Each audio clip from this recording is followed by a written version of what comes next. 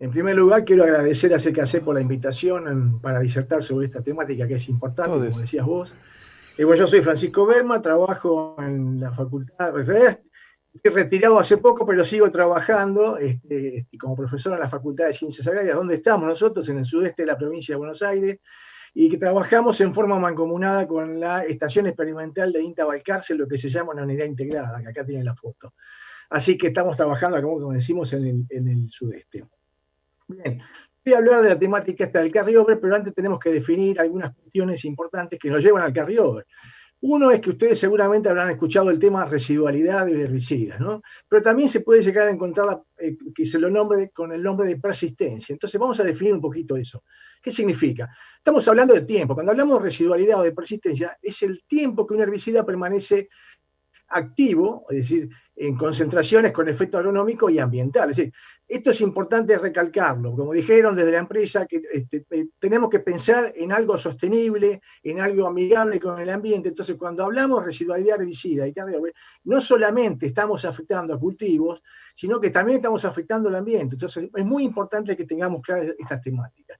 Entonces, ¿por qué es importante esto de la residualidad? Primero porque me determina el periodo de tiempo con control de malezas. Cuando yo aplico un herbicida residual, lo que estoy buscando es que me controle las malezas en un cultivo, en un barbecho, durante un tiempo determinado. Ese sería el efecto positivo de la residualidad, pero ¿cuál puede llegar a ser el efecto negativo que lo tiene? Bueno, es que evidentemente cuando la residualidad supera digamos, el tiempo de permanencia del cultivo, ahí vienen efectos posteriores sobre cultivos que siguen la rotación, que es justamente lo que conocemos como carryover. Y desde el punto de vista ambiental, ¿qué puede llegar a pasar? ¿Por qué es importante esto de la residualidad? Bueno, porque los productos o los herbicidas que tienen una gran residualidad en el suelo, o sea, que tienen un tiempo de permanencia en sus residuos muy largo en el tiempo, tiene mayor potencialidad para contaminar el agua subterránea. ¿Por qué? ¿Qué quiere decir eso? Bueno, por supuesto, cuanto más tiempo estén presentes, van a captar más eventos de lluvia que los van a conducir por liciviación o traslocación, o por transporte, digamos, a través de los poros, hasta producir la contaminación del agua subterránea. O sea que no solamente desde el punto de vista agronómico, sino también desde el punto de vista ambiental, tiene importancia esto de la residualidad y del carrión. Entonces, vamos a hablar ahora de residualidad biológica. Pasamos de persistencia a residualidad, vamos a ir a la biológica. ¿Y qué es esto de la residualidad biológica? Es el tiempo que un herbicida permanece en el suelo, pero a concentraciones que producen fitotoxicidad para las plantas. Entonces, esto ya nos está diciendo que depende de cada tipo de planta, como vamos a ver después.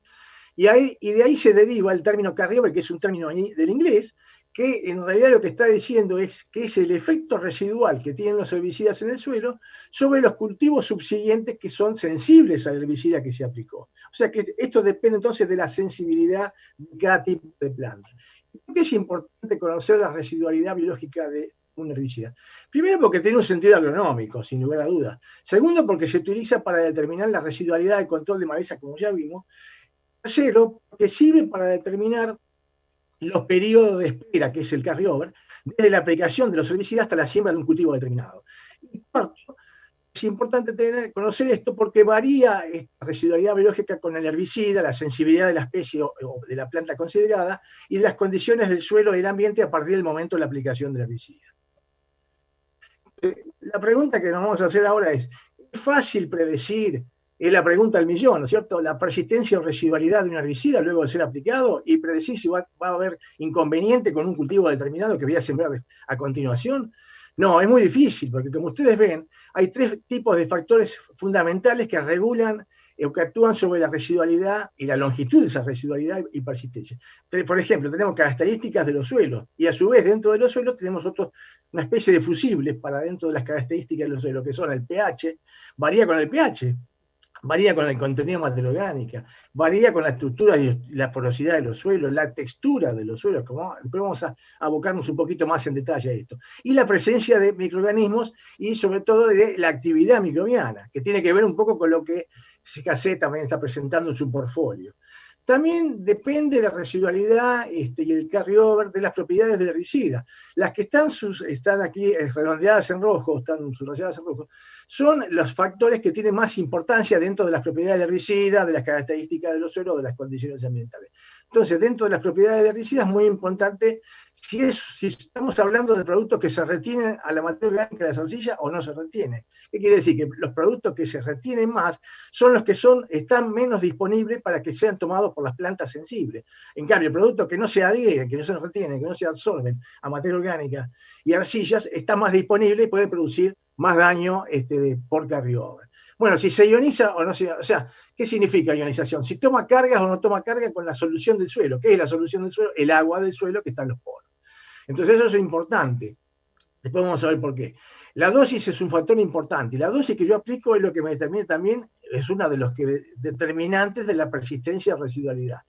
Dosis mayores, persistencias o residualidades o periodos de carriover mayores.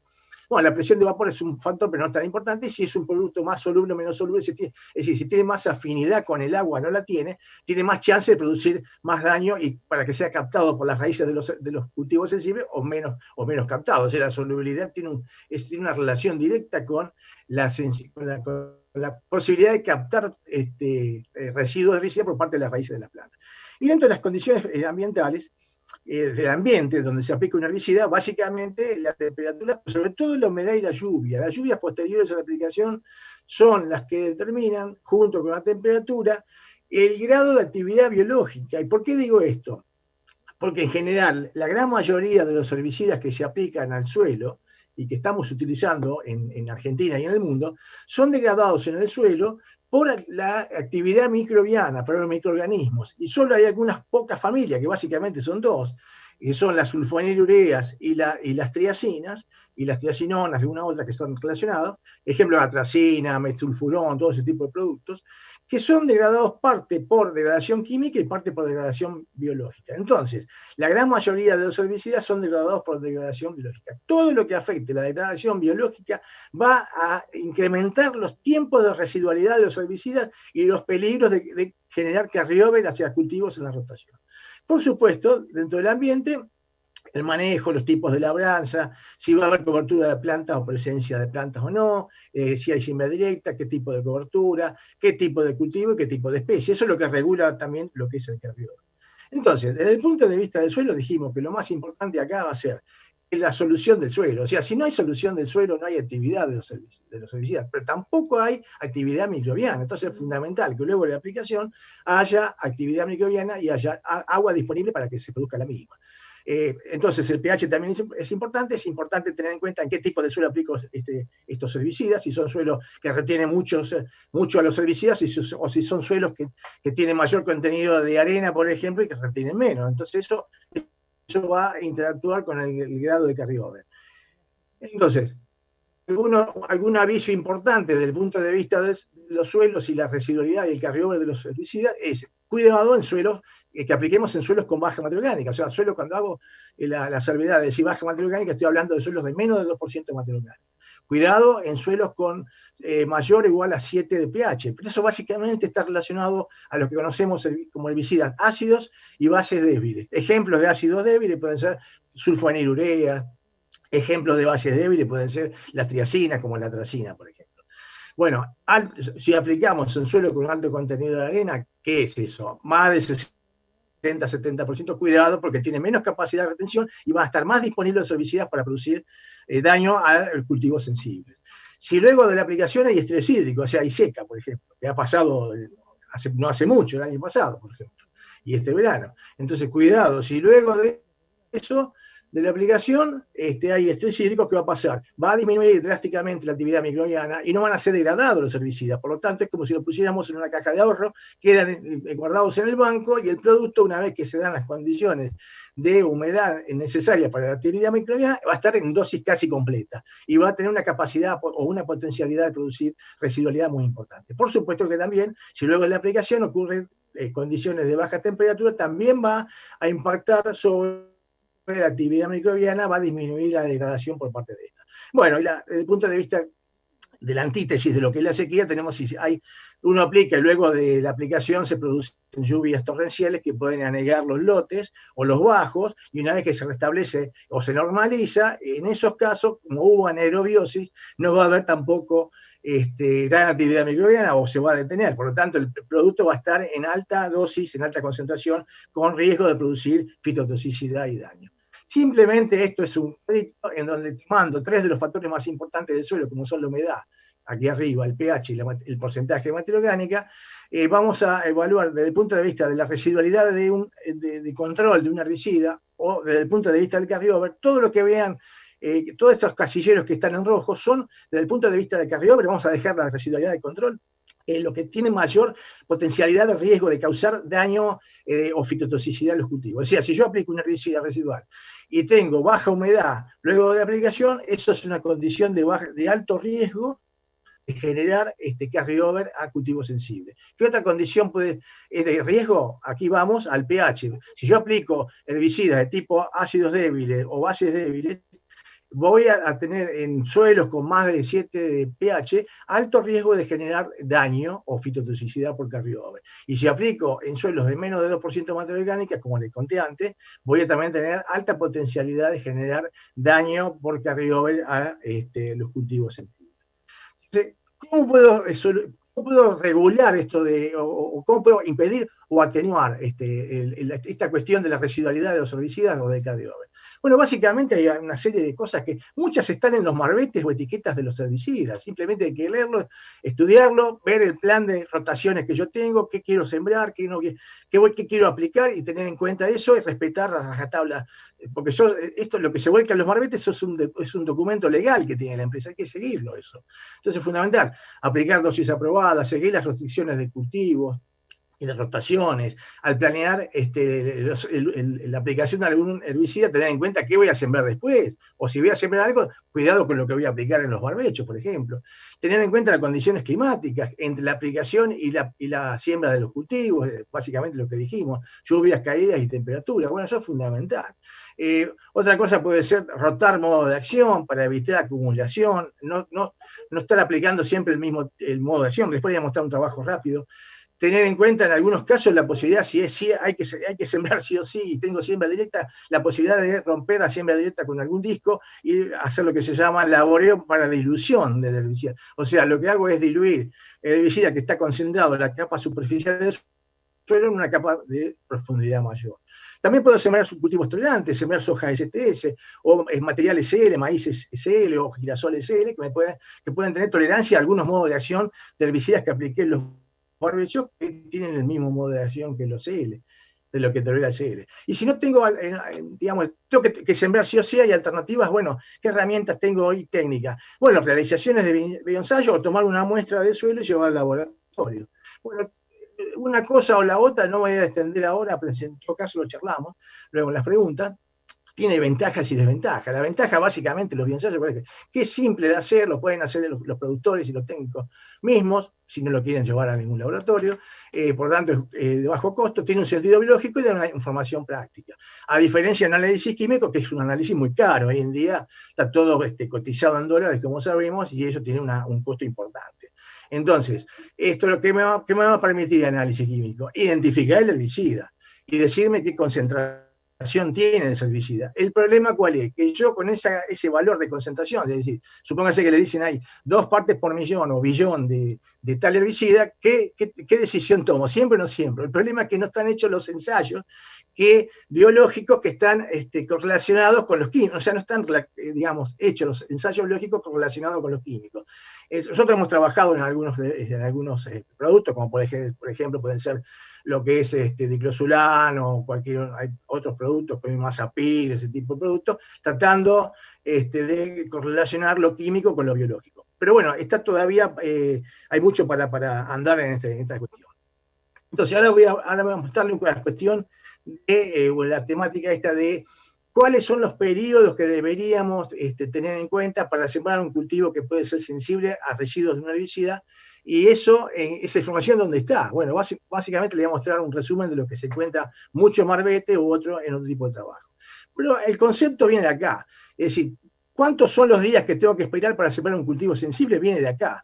Si acá en esta figura lo que estamos haciendo es simplemente cuando nosotros aplicamos en forma aérea o terrestre con una mosquito, un herbicida, el día cero, que está aquí en la X, entonces lo que va a pasar es que por los factores del suelo, del herbicida, del ambiente que yo les mostré antes, se va a empezar a perder parte de la dosis, se va a empezar a degradar el herbicida desde la dosis completa hasta llegar a un tiempo determinado, a llegar a una concentración más baja, por supuesto.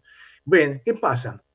Cuando yo siembro un cultivo, es fundamental que yo sepa la sensibilidad de ese cultivo a la concentración de herbicida al momento de la siembra. Entonces va a haber cultivos que son más tolerantes u otros que son menos tolerantes y van a tolerar menos concentración y otros van a tolerar más concentración. Acá tiene un ejemplo, un cultivo que está marcado con una raya, en una línea rayada en azul. Ese cultivo, por ejemplo, hipotéticamente tolera mayor concentración de residuo de herbicida. Entonces, ¿cuándo es el momento de sembrar? Cuando la concentración que es tolerada por el herbicida se alcanza en el momento determinado. En este caso van a ser 60 días, pero si yo quiero sembrar el cultivo que está con el punteado verde y tolera el 20% de los residuos, ¿cuándo se llega al 20%? Recién a los 90 días. Por eso es que yo tengo que sembrar un cultivo más sensible, en este caso, ese que está marcado en verde, más tarde, a los 90 días. O sea que depende de la sensibilidad de las plantas que estemos sembrando.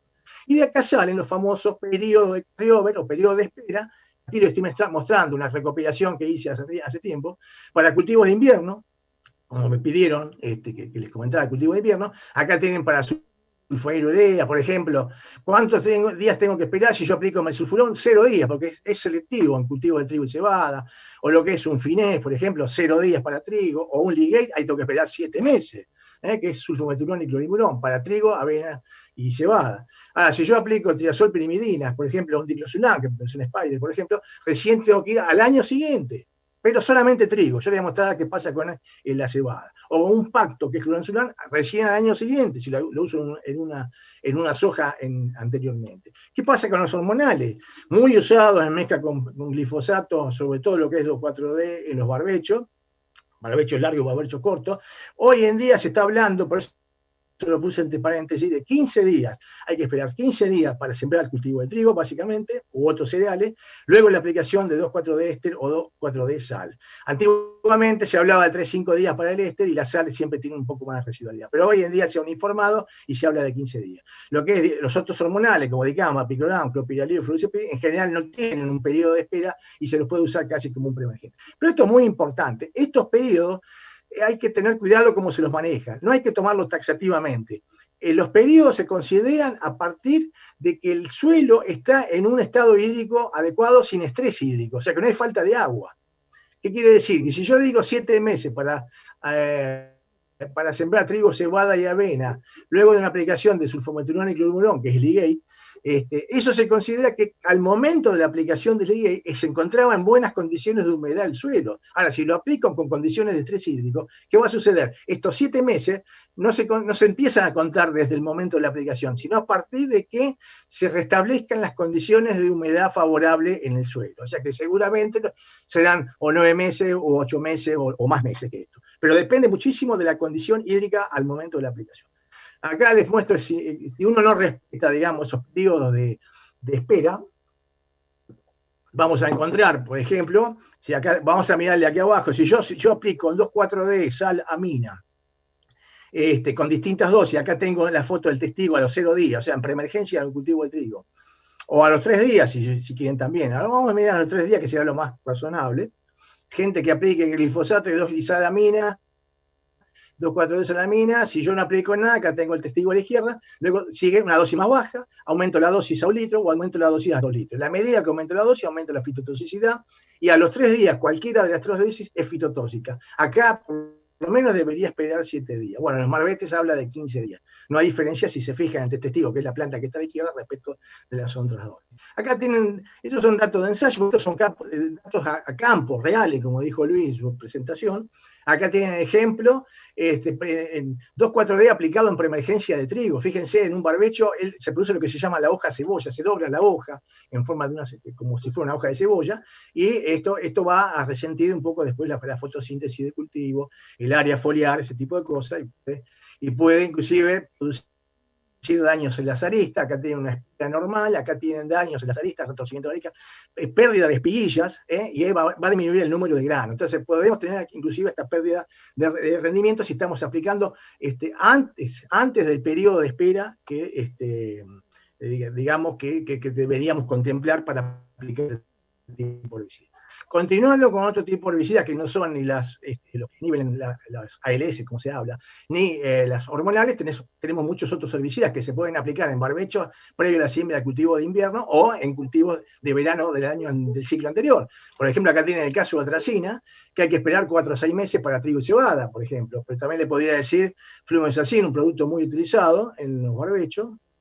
Hay que esperar 15 días, entonces son 15 días para sembrar trigo. Bueno, acá podemos hablar después si quieren, pero bueno, es simplemente mirar esta información. Esto es lo que está presente en los marbetes. Simplemente lo que hice fue mostrarles un compendio de lo que se está manejando hoy en día. Acá tenemos trabajos que hemos hecho nosotros con Imazapir, ustedes saben, en nuestra zona también es girasolera, y Imazapir, Clearsol, que es una de las marcas más conocidas, tiene un periodo de residualidad importante. Entonces también hemos trabajado para alpiste, avena, cebada, colza y trigo, y acá tienen los periodos de tiempo que habría que esperar y las lluvias que deberían acontecer entre que se aplica el producto y se va a sembrar el cultivo. Por último, para ir terminando, ya quería hablar rápidamente de un fenómeno que se llama acumulación o stacking de herbicida y la fitotoxicidad hacia cultivo de rotación. ¿Qué significa eso de acumulación? Como ustedes saben, nuestro sistema es un sistema de manejo de malezas hoy en día, o de control de malezas, muy intensivo. Utiliza muchos productos desde los barbechos largos, barbechos cortos, en los cultivos, digamos, de gruesa, y luego los cultivos de fina. Bueno, todos esos productos que se aplican, la mayoría son residuales, pueden producir acumulación. Los residuos se empiezan a acumular. Cuando uno siembra un cultivo de fina, luego de una soja, por ejemplo, lo que puede pasar es que el cultivo de fina se encuentre con los residuos acumulados de todas las aplicaciones anteriores. Y eso es lo que se llama acumulación stacking de herbicida. Y puede producir fitotoxicidad si se dan cierto tipo de condiciones. Entonces, básicamente esto está más probable para los herbicidas ALS, que son la sulfonilurea, imidazolinona y la triazolpirimidina.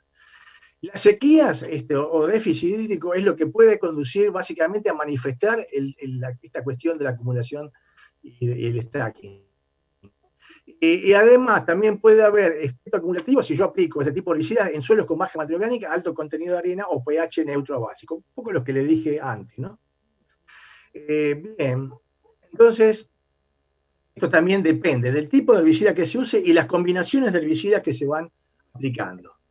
Entonces, simplemente, ¿qué quiere decir? Que si yo aplico el herbicida A, acá, el herbicida A primero, y luego aplico el herbicida B, y luego siembro un cultivo, cuando yo siembro, en este caso va a ser cerca de los 240 días, el cultivo se va a encontrar con la curva de gradación del herbicida A, con la curva de gradación del herbicida B, y los residuos que se van a encontrar son estos que está marcando acá en amarillo al momento de la siembra. Va a haber un efecto de acumulación de los residuos del herbicida A más los del residuo del herbicida B. Y esos son residuos acumulados que pueden producir, digamos, fitotoxicidad. Este es simplemente un ensayo donde esto es una rotación que iba de soja a cebada, en donde previamente, antes de la soja, se habían aplicado herbicidas en barbecho largo, previo a la soja se había controlado rama negra con diclosulán o no. Bueno, hay distintas combinaciones. Fíjense que cuando no teníamos aplicación de ningún tipo de herbicidas que inhibe la ALS, o sea, la cetralactato sintestasa, este es el desarrollo de la cebada.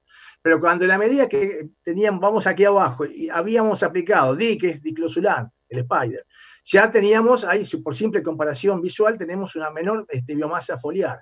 En la medida que luego de diclosulán, el barbecho corto antes de la soja, después en la soja aplicábamos un imacetapir, un pivo, por ejemplo, fíjense el efecto de fitotoxicidad en la cebada del ciclo siguiente. Y cuando aplicamos además del diclosulán, el macetapir, un finés, por ejemplo, y mesulfurón, fíjense el estado pobre que tiene de desarrollo de la biomasa del cultivo. Esto es lo mismo en el cultivo de trigo, ya nos damos cuenta que esas mismas combinaciones de herbicidas en el tiempo tienen menor fitotoxicidad, porque evidentemente el cultivo de trigo es un cultivo más tolerante a los residuos de herbicidas.